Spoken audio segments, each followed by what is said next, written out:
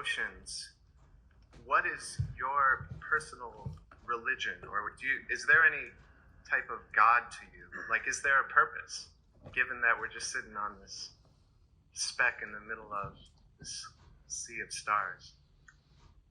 Now, I don't want to duck any questions, and I'm not going to duck this one.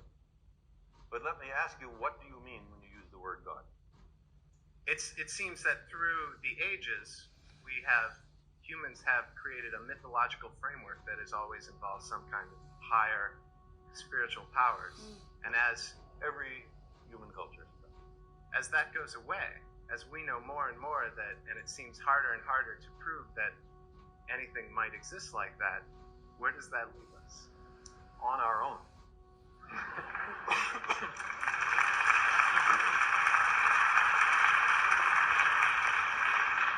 Which to my mind is much more responsible than hoping that someone will save us from ourselves so we don't have to make our best efforts to do it ourselves.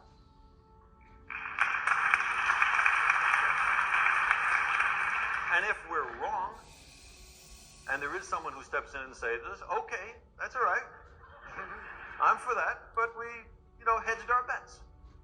It's Pascal's bargain run backwards. I'll say another word. The word God covers an enormous range of different ideas, and you recognize that in the way you phrased it. But running from an outsized, light-skinned male with a long white beard sitting in a throne in the sky and tallying the fall of every sparrow, for which there is no evidence.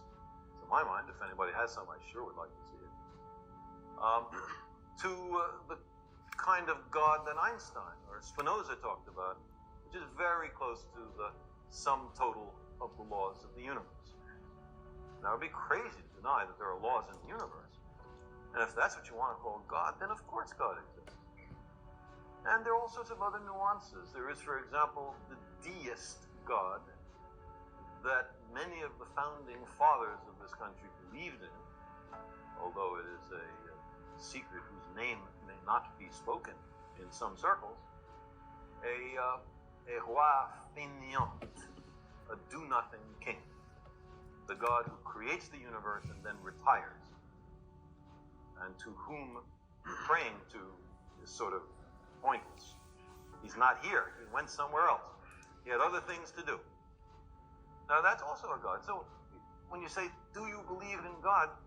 If I say yes or if I say no, you have learned absolutely nothing. I guess I'm asking you to define yours if you have one. But why would we use a word so ambiguous that means so many different things? Gives you freedom to define it. It gives you freedom to seem to agree with someone else with whom you do not agree. It covers over differences. It makes for social lubrication. But it is not an aid to truth, in my view. And therefore, I think we need much sharper language when we ask these questions. I lost both my parents.